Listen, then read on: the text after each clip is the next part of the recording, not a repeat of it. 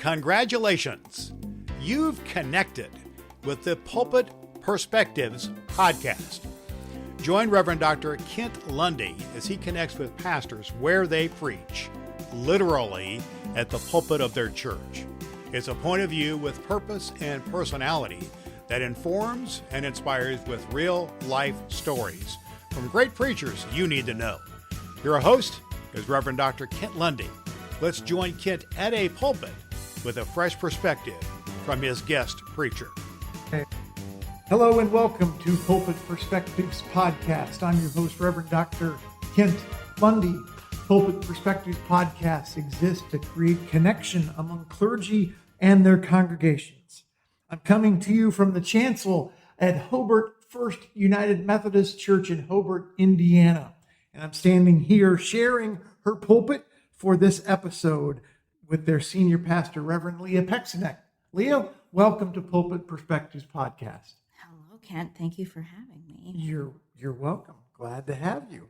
So how long have you been senior pastor here at Hobert First? 6 years in July, yeah. 6 years in July. And this is not your only appointment? No, I also am at Marquette Park United Methodist Church in Gary, and I started there September 2019, so it'll be 5 years. Okay.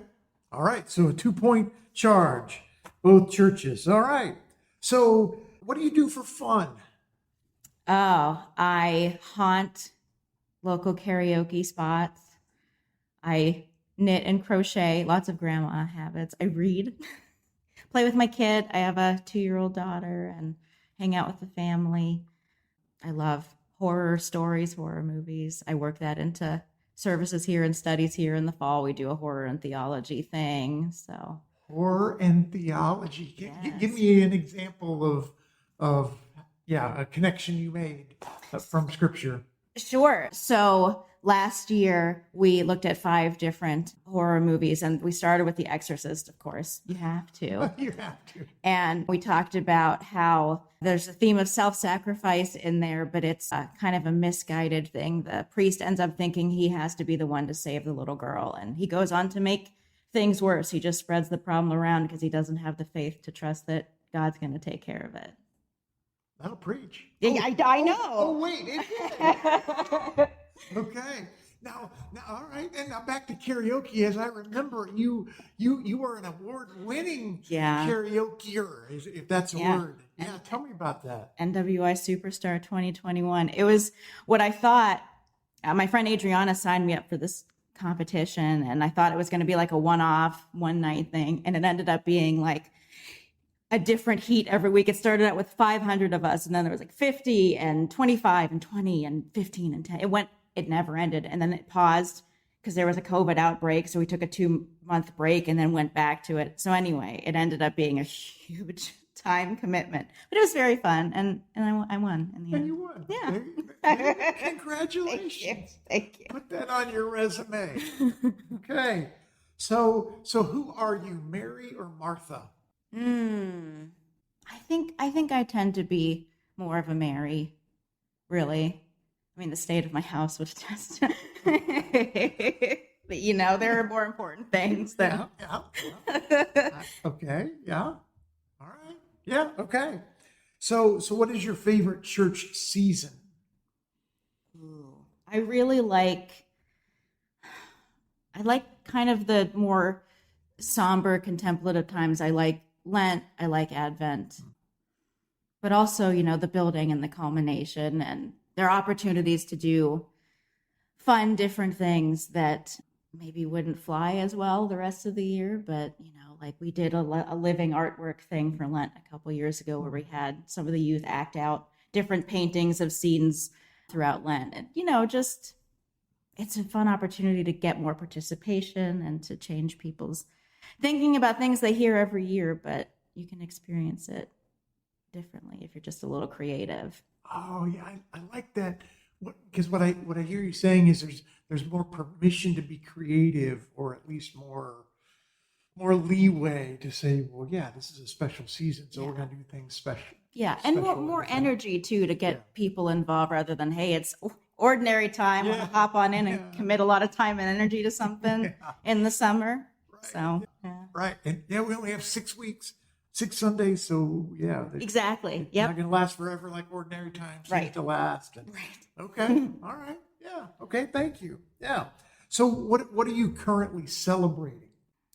Oh, so I, along with a handful of youth from this church, started a nonprofit last year called NWI Pride Fest Inc. And we organized a Pride Festival in Lake Station, and we raised $5,000 for different LGBT charities, and it was amazing. And right now, so we're celebrating that. That was the first weekend in June, but now we're in touch with vendors and sponsors and performers for next year. And there's a lot of excitement and energy, and just, I'm super proud of Maggie, the woman who's watching my daughter right now. This was really her brainchild, and she's 20 and put a lot of work into it. And, it's really awesome when somebody in your congregation has a vision and like you get to walk along and see it happen. Wow, that collaborative effort, yes, is powerful. So what surprised you in that process of starting something new? What was the surprising factor? Every step of the way, like one night I would be up, couldn't sleep, worried about how are we going to manage to pay for the stage and the light, whatever it was. And like within a day or two, somebody would reach out to me and say like, hey, we'll cut you a sponsorship deal and knock this much. Like everything I worried about, every base I thought I didn't have covered, somebody would come out of the woodwork and help. It literally every step of the way, it was just such an incredible God thing, how blessed the process was. Wow, what a gift. Yeah. All right. Well, here's to year 2 and beyond. Yes, thank you. Absolutely. So what is your go-to Bible verse? My favorite is Romans 28:29. For I am convinced that neither height nor depth, principalities nor powers, etc., can separate me from the love of Christ. I just like that slaps. That's poetry. That's beautiful. And a handy reminder when you don't feel like you are in a place that love can reach. That'll preach too. That's yes. I love it. Okay. So who inspired your call to ministry? When I was in college, I was the music minister for all the chapel services on campus. And the chaplain, her name is Jane Ellen Nickel. She is a United Methodist minister and really the first woman pastor that I really got to know. When I was a child, we went to a church, and when a woman was appointed there, my family left because of that. So I didn't have a lot of interaction there. And she really helped me through a lot of my like figuring out my faith stuff and what from my upbringing I wanted to carry on and what I could let go of.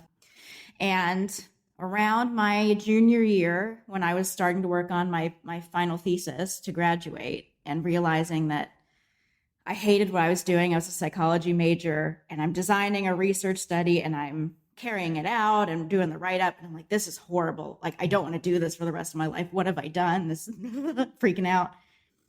She said, you should really apply to seminary.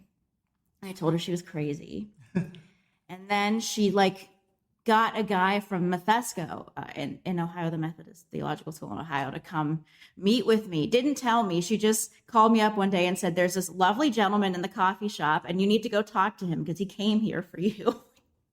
So I talked with him and I didn't end up going there, but he connected me with someone from CTS, Christian Theological Seminary in Indianapolis.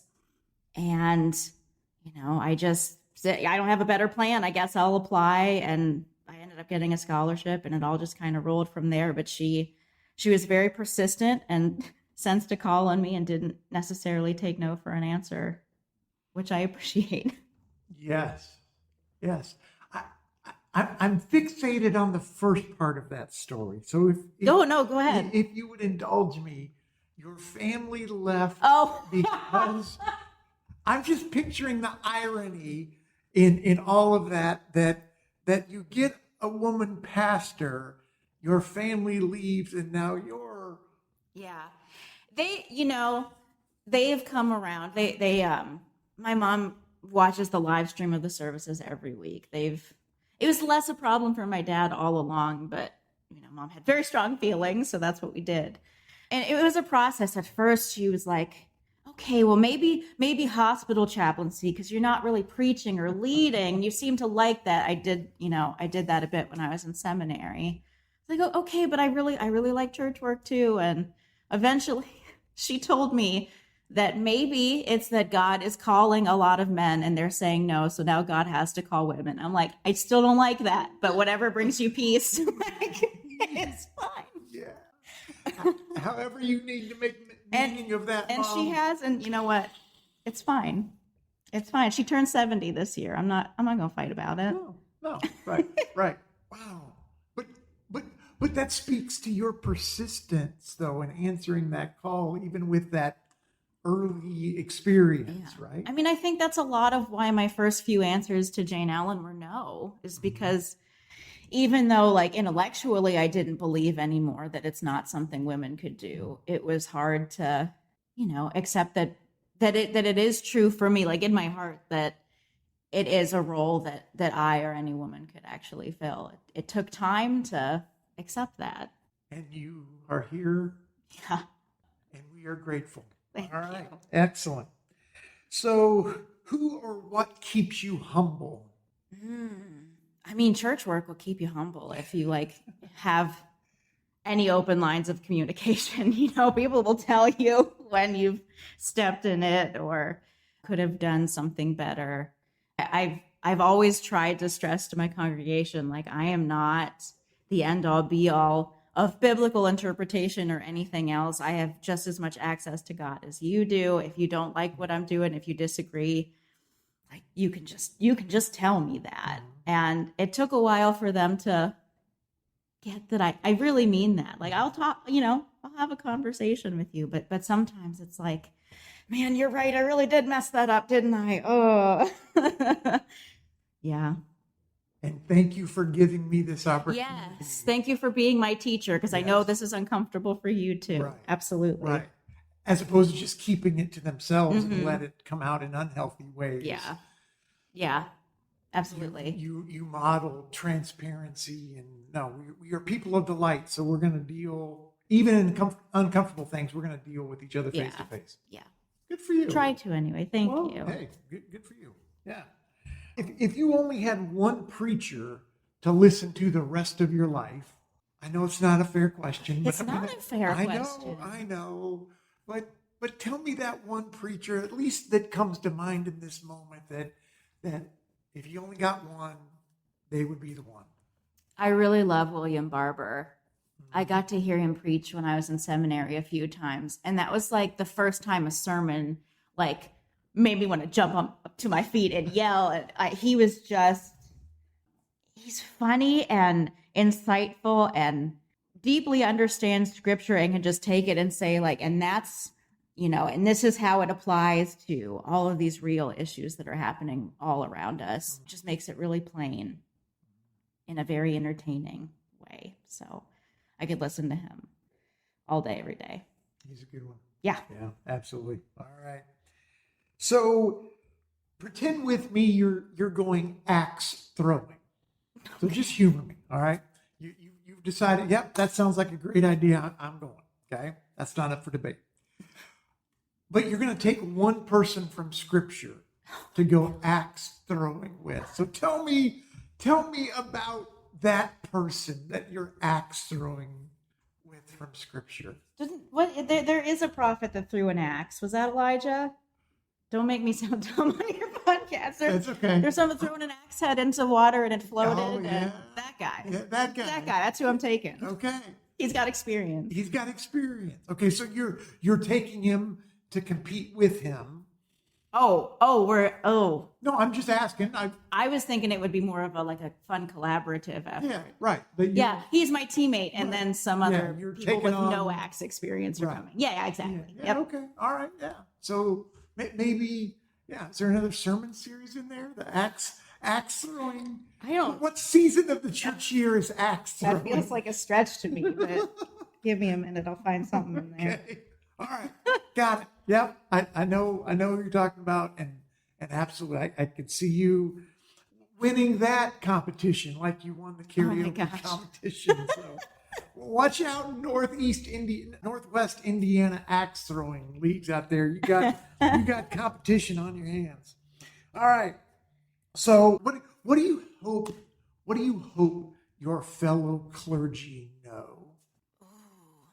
I hope they know that there is a difference between their ministry and their job, and that their call to follow Jesus and lead other people along that journey both extends beyond and also isn't contained by how things are going with their church, how things are going with the trustees or the building, that they can really clock out, and that's okay, because their sense of meaning and call to follow Christ is not something that a church or the United Methodist Church can hold.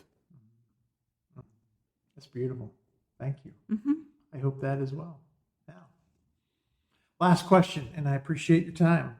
So you have 3 words that capture the future of being the pastor at Hobert, First United Methodist Church in Gary Marquette Park. What 3 words about that future come to mind? Let's get weird. Let's get weird. Like, we don't have to do things the way we've been doing them or the way anyone else is doing them. The Spirit does weird things in weird places. And I think if we're really listening and following, it's got to get weird for us, Yes. That's another sermon series. We are doing a weird sermon series. Thank goodness this is being recorded, because I'm not taking notes on any of this. So. Let's get weird. I love it. Yes. Thank you. You're welcome. Well, Reverend Leah Peksenak, thank you so much for being a guest on Pulpit Perspectives podcast. Thank you for having me. Well, you're welcome. Pulpit Perspectives podcast exists to create connections among clergy of the North District and their congregations. If you would like to learn more about all the great things that God is doing in the North District, we invite you to check them out on Facebook, as well as the inumc.org website. That's the conference website for the Indiana Annual Conference. So this has been Pulpit Perspectives podcast, coming to you from Hobert First United Methodist Church. I'm your host, Reverend Dr. Kent Lundy, signing off for now. There you have it, a fresh perspective from the pulpit with a great preacher. You know you want to hear more. You can do just that by connecting with Pulpit Perspectives with Reverend Dr. Kent Lundy on Apple Podcast and Spotify, where you can like and follow the podcast. What's more, you can spread the good news about Pulpit Perspectives in your church and with your neighbors. Plan now on joining Kent at the pulpit, where you'll meet another great preacher on Pulpit Perspectives.